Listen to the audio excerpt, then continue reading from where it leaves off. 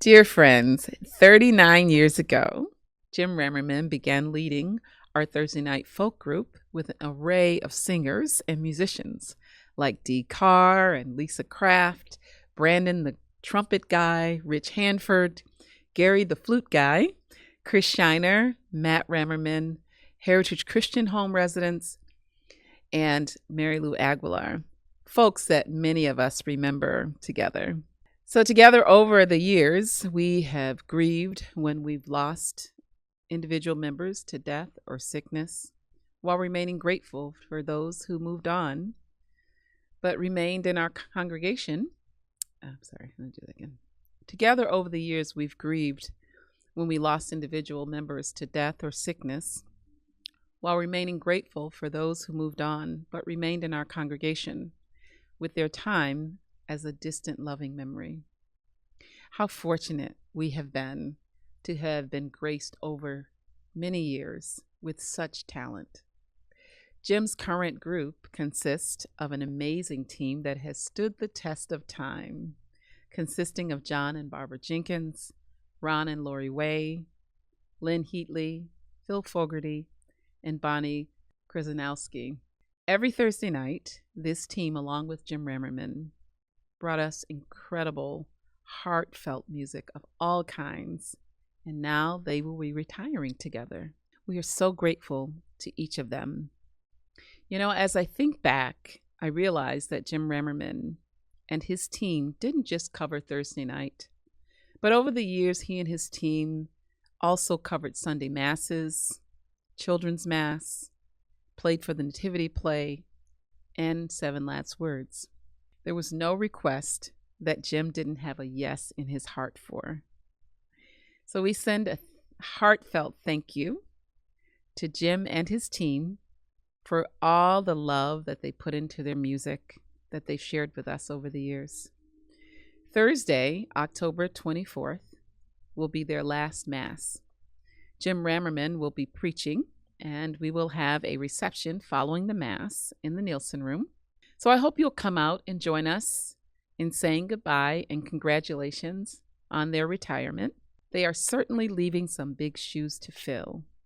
But because of them, the spirit of Thursday Night Mass will live on as we prepare for the next music group and team to lead us. This past weekend was a blast as we figured out a creative way to celebrate Father Jim's 50th anniversary in his felt absence.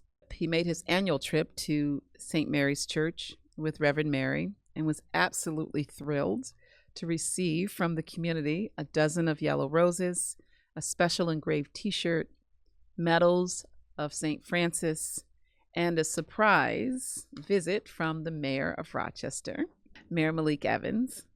Aaron and Ruth Cowing will be putting together the videos that we created from all the masses and posting them on the website and on our social media platforms.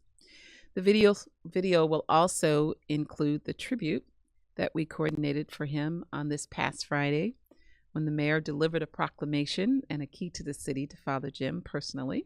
So be sure to check it out and feel all the love that you sent to our beloved Father Jim. On Sunday after Mass, he sent me a text saying, "Wow, you guys went all out to celebrate my anniversary. A million thanks. A million thanks to you, Father Jim, for all you have given us." There is still time to support the work of our Spiritus Christi Mental Health Center. Whether you live in Tucson, Arizona, or Rochester, New York, you can join us on October 20th in person after Mass or remotely for our annual Spiritus Christi Mental Health Center Riverwalk. You can grab a sponsorship form in person, or you can go to our website and click on the Mental Health Center link and register. You can get a flyer there with the event information, and you can download your sponsorship form. And while we will be walking alongside the river here in Rochester, you can walk from Texas or California or Buffalo or Iowa or Canada or wherever you are. All it takes is to get friends and family to sponsor you to keep the amazing work of our mental health center going. So thanks so much, friends, for your generosity and your support always. We look forward to seeing Those of you located in Rochester, at the luncheon following the walk in Celebration Hall with DJ Bob to get us moving. I hope you'll join us on October 27th when we will be hosting an interfaith service in honor of the Children's Sabbath. It'll be on the afternoon of October 27th at 4 p.m. at Spiritus Christi's main sanctuary on Fitzhugh Street. As we partner with the interfaith community, we continue our commitment to center children in the lives of our church and our city. If you are sick, having a procedure or an emergency arises where you need to get a hold of one of the pastors, please call the pastor's emergency number listed at the top of the bulletin, or you can call the office. I often find out about illnesses and deaths via Facebook posts or a third-party text a few days later. Please know that we really would like to support you in real time.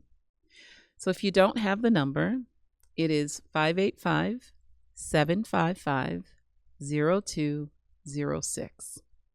Reverend Seeley and I check it often, and we will respond to you as soon as possible. So thanks so much. We have a parishioner this week in need of a car. So if you have one that you can donate, you can shoot me an email or call the office and I will connect you. This week, we have several condolences to go out. We send our condolences out to Mike and Nancy McGorry on the death of their son, Jeff Smith. We send our heartfelt sympathy to Kathy Heaton and Tricia on the death of Kathy's sister and Tricia's mom, Patty. We send our prayers to Charlie Runyon and family on the death of Charlie's wife, Kathy.